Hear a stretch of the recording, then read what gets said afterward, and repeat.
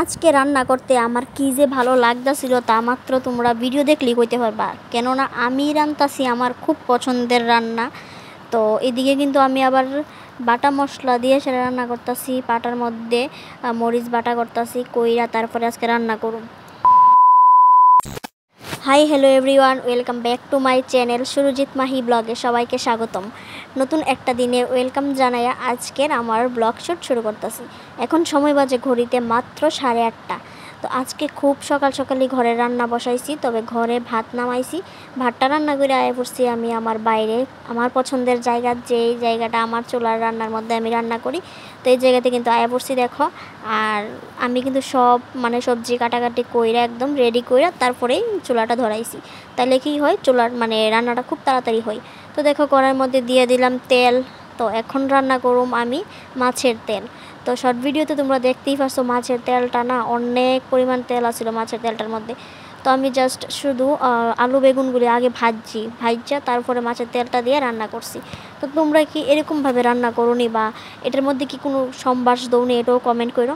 তবে হ্যাঁ, আমি কিন্তু এটার মধ্যে অনেক সময় কালো জিরা দিই, তবে আজকে একটু পেঁয়াজ দিছি, পেঁয়াজ দিয়ে সম্বাস দিছি, দিয়ে সেটা রান্না করছি। তো দেখো আমার কিন্তু খুব সুন্দর করে আলু বেগুন ভাজি হয়ে গেছে গা। তারপরে এটার মাঝখানে আমি দিয়ে দিব মাছের যে তেলটা দেখতেছো, এই তেলটার মধ্যে প্রচুর পরিমাণ তেল আছে। তো যার কারণে আমি অল্প তেল দিয়ে সেটাই ভাজছি, কেননা অনেক তেল উঠবো এই মাছটার থেকে, আর সরি মাছ না, এই মাছের তেলটার থেকে। তো ওঠার পরে তো এদিকে আমি আমার মাছের তেলটা রান্না করে নিতেছি।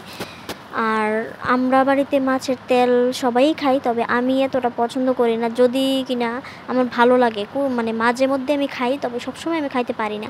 দেখো মুখের কথা মুখে রয়ে গেল, আমার মাছের তেল কমপ্লিট। তো এদিকে কিন্তু মাছের তেল রান্না করে এসেছি। তারপরে আমি কড়াইয়ের মধ্যে দিয়ে দিলাম একটু জল, কারণ জল দিয়ে সেটা যদি সবসময় আমরা কড়াইটারে পরিষ্কার রাখি তাইলে কিন্তু কড়াইটা পুরার সম্ভাবনা কম থাকে। হয়তো আমারও অনেক সময় হয়ে যায় কড়াইয়া পুইরা জায়গা, রান্না করতে গেলে তো কড়াই অনেক সময় পুইরা জায়গা। তারপরও চেষ্টা করি যথাসম্ভব আমি পরিষ্কার রাখার। তো এদিকে কড়াইটার মধ্যে একটু জল দেওয়া হোক, কড়াইটা একটু জলটা গরম হইলেই তো ময়লাটা উঠে যাবো গা। ময়লা বলতে কি, আমরা যে রান্না করি ওই যে তেল, তো এই আর কি, এই কারণেই কিন্তু আমি জল দিয়ে সেটা প্রথমে ভালোভাবে ধুইয়া নিই। তারপরে আমি জল দিয়ে ধুইয়া নিতেছি, আর সাথে আমি মরিচটা বাটা করে নিতেছি। আমি এমনিতেও আমি ঘর থেকে সব কিছু কাটাকাটি কইরা আনছি, কিন্তু মরিচ বাটাটা করছি না। আমি কই না, যখন আমি রান্না করুম তখনই বাটা কইরা তারপরে রান্না বসাবো। তারপরে কিন্তু মাছের তেল কমপ্লিট করা, এটা একটু ভালোভাবে পরিষ্কার কইরা আমি এদিকে বসাই দিছি আবার লতি, যেটা আমার খুব পছন্দ, খুব খাইতে ভালোবাসি। তো লতি রান্না করুম। এটা রবিবারে বাজারে কেনা হয়েছিল, তবে সোমবারে রান্না করছি না, কারণ লতি মানেই শুটকি বা একটু পেঁয়াজ রসুন দিয়ে খাইতে ভালো লাগে, নিরামিষ তো একদমই ভালো লাগে না। তো তার কারণে আজকে রান্না করতেছি। দেখো পেঁয়াজ রসুন ভালোভাবে দিয়া, তারপরে মরিচ বাটা দিয়া একদম খুব সুন্দর করে লতিটা রান্না করছি। আর তোমরা কি লতি এরকমভাবে খাও, এটাও কমেন্টে জানাইও। আর জানো তো আজকে না সব রান্নার ভিডিও আমি তোমরা দেখাইতে পারতাছি না, অল্প অল্প ভিডিও আমি স্কিপ করে দিতেছি, অল্প অল্প ভিডিও শট নিয়ে তোমরার মাঝে শেয়ার করতেছি।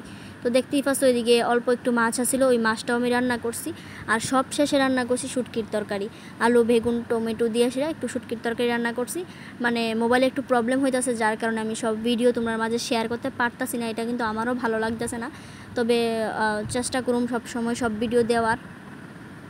তো দেখো এদিকে আমার সব রান্না বান্না কমপ্লিট। এবার আমি রান্নার জায়গাটা একটু পরিষ্কার করে নিতেছি, ঝাড় দিয়ে দিতেছি। তো ভাবছিলাম এই জায়গাটা লেপা নিমু, তবে এত পরিমাণ বৃষ্টির ভাব ওয়ে রইছে, তো তার কারণে আর এই জায়গায় লেপছি না। তো ভিডিওটা কেমন লাগছে জানাইও। বাই বাই সবাইকে, টাটা।